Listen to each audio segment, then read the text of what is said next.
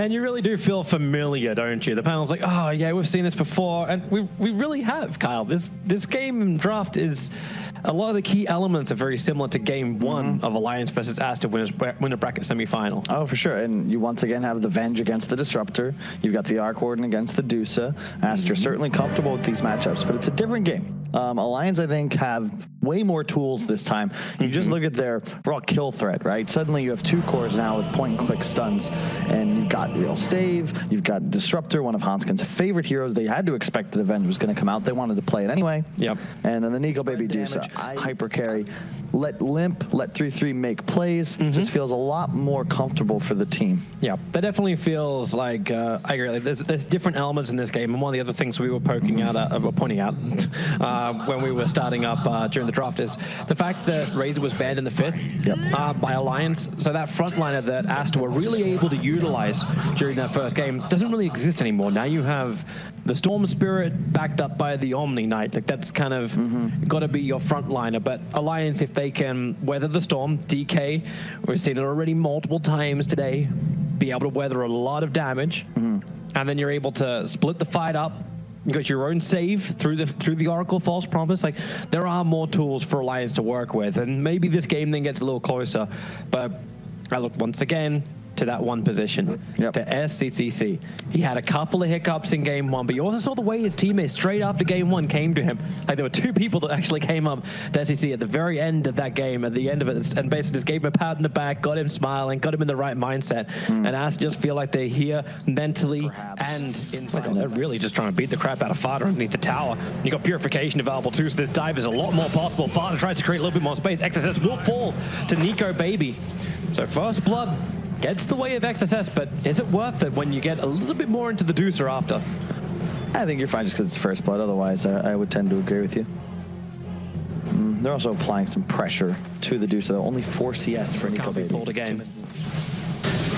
Limp, he's trying to race to the rune. SCCC got pulled back in. Hanskin actually having to battle against SCCC and does not win. And even the Courier as well. SCCC will take everything from you. That's 33's Courier. Another Spark Wraith to be planted down, but Boca does not have a stun available. SCCC, however, with the slow, the hit, the Sal gave it a little bit more life, but not enough.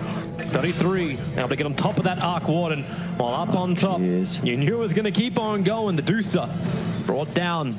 See, and the thing about this is the Dusa, I feel like a big part of why Alliance like it so much is because of like the win condition, right? You can just straight up go win a game if you get ahead. You get like the Manta, the BKB, and Aegis, a Rapier, boom, GG.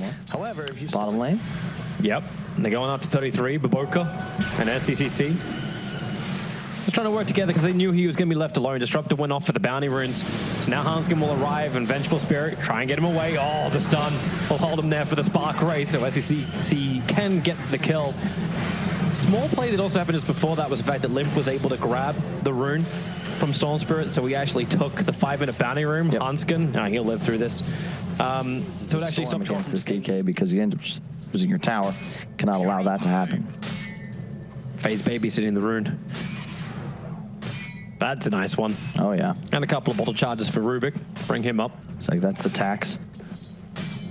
And that's a level 6 size. Only a 2 CS disparity now between the cores and all lanes. For the number 2 net worth, they belong to Aster. So CS or not. Well, the attack happened once again. Baboka actually pinned up against a tree, but now he'll come out, summoning on the Disruptor. SCC focusing on to Hanskin, looking for that easier kill, which is the support. And 33 is like, oh, body block you. Hanskin has to walk to the west and away from that Spark Wraith while the mid, Limp. Whoa. I'm surprised he was that close. Baboka finally will fall. Down on bottom lane, he battled against 33, but SCCC will not be giving up on this. Both Hanskin as well as 33 are just so low, and the Spirit is attacking through, so Baboka, inside of death, is still able to get this one. One more attack will do it. What have you got? Look at that. He's timing, he even waited it out. 33 will go down, and Storm jumping once again, catching Nico Baby while he's trying to farm up the second. Now he's going to steal the remainder of this stack. Things have gone from bad to worse to horrific for Alliance in just the span of a minute. Oh boy. In comes the arena. The battle is on for SCCC. Faye will arrive, reducing all that damage to the Faye. Even steals the spear, pushing Limp further away. This is your Dragonfall. This is when you're meant to actually win the Game of Thrones. And a big part of that, look at the HP pool on SCCC. When Strength Dread He's at over 1,500 health thanks to all those Wraith bands, and his team's immediately able to respond. Another thing, again, still missing from the Alliance draft, just like the first game. Where's the burst damage? They've got lockdown, but they don't deal damage thanks to their level, like to their abilities. There's no spell-based DPS, and Aster have that in spades. You just throw out nukes on every hero, and somebody's going to go down. Easy turnaround. 4 bounty runes go their way. The double damage rune from bottom river rune for Chuan. They want to fight. Fade moves in towards the towers. Nico Baby is underneath the Radiant Observer wards. They know they're fine. And with no Dragon Form, Alliance just have no bite. And this Dusa, 2 Wraith bands, treads and a wand. Yeah, that doesn't feel strong. And they pick her up, ready to throw her back down again with the spear. Fade's waiting for his perfect timing. The wall, Hanskin, he's still at level 6. They still don't have the storm available for this one. So purification, okay, yeah, you can steal that, but you've still got the fight.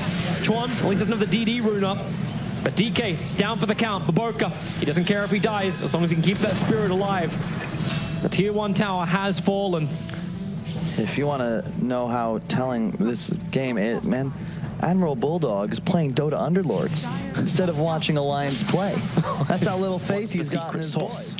There really isn't anything. They're just playing solid. It's just good, solid Dota 2.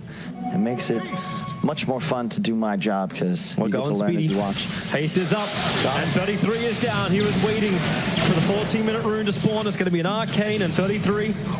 And he gets to attack Fade 1 time. That's all he really got to do during that moment. And the haste is still going. More bottle charges up and running. And DK looks, is he going to pop the Dragon Form just to push the tier 1 tower on top? Yeah, that's exactly what he's going to do. They need to get something. They get the kill, right? Immediately, it's the same maneuver. They smoke, so they're going to go out, plant some vision, they kill the enemy core, and then suddenly tower, everything happening at once. Fades underneath an observer ward. Hanskin has to glimpse him back in, puts the wall and the storm down. They're committing all of this to kill up a Rubik. Omnight's going to get the GA and then the swap back out again. So everything you've committed, it's gone. There's nothing left in the tank. Hanskin will fall. Chuan moves himself over to 33, even dodging the Spear of Mastering. And the False Promise is committed already as well to protect Mars. So 33 will survive in the tower. But like all fights that Aster seem to take, been taken by Dive. They missed the last hit in the tower, but that's fine. They found their target. 33. Just feels like he cannot catch a break. He went for a Blink Dagger on this Mars, probably hoping that he could be that aggressive jumper that's able to be backed up by Hanskin, but I don't know, how hard is it to get that initiation when you just go up against Vengeful Spirit? Nico? Like, swap in onto Nico, baby. He's triggering the Stone Gate. He's like, I'm under attack. Oh, look at the yeah, okay. Start dropping the GG trees in the middle of this fight. Medusa is totally out of mana, totally out of life, and you're still going. Baboka is staying on top of Fada. He couldn't even allow him to put the False Promise out. He zipped the DK stun to help land that kill. Like, everything going Aster's way, and they're playing this like a machine. After that one mistake in the previous game, they haven't made another. Alliance just, maybe the draft is more of the issue, because once again it feels like they've sort of hamstrung themselves. We look at this game and how do you take this fight? You don't want to give up Aegis, but what's the play? Look at the positioning Aster has. They're going to have a vision control, and like, look, Omni Knight on the right side, Fade on the left, Venge below. You guys finish off this Aegis. Rubik's a little further back for a blink reveal if they do want to try and fight it. Yeah, it's just good positioning. It's good play. It always feels like Aster have that sacrificial lamb ready to go to, like Baboka. Like, okay, well, if you're going to ulti in with Mars, Disruptor ulti, swap. Hey, nothing stops this. Yes.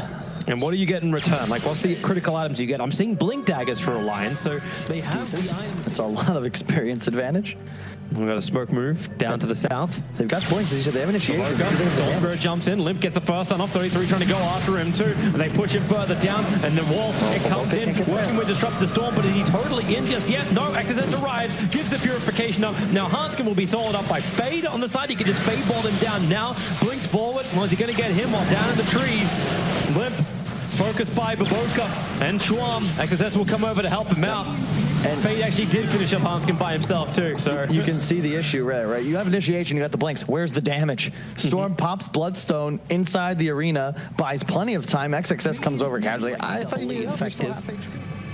So you want the correct elemental. Hey, it worked for Pokemon. Yeah, it's super effective. DD Orchid up on Storm, and they're just gonna start pushing this base. All right, Alliance are gonna wrap around. But look at the positioning. They are trying to get in behind Aster and just surprise them. The guards spread out. Yeah, Boca. Hey, Star formation. Come and kill me if you want me. Can he actually jump up? It's a good arena, but the GA is already out as well. The first one to die. Oh, it's almost. Yeah, it is. In fact, it's the Oracle. The Storm is down. 33 is trapped in. NTC's just doing this from range. Biomax are coming thick and fast from Alliance. I think you're out of your winnings from TI3. Tuan pulling back Oracle. And that's a dieback for Fada, and this really does feel like the game. GG, well played from Alliance. Aster have dominated game 2 in 24 minutes to now be 1 game away. If they can find the victory, not getting ahead of ourselves to get to the major, but my God, does Alliance need a turnaround? Get some mojo, get some happy juice, and come back a different team for game 3. To me, this is strategical, just masterclass.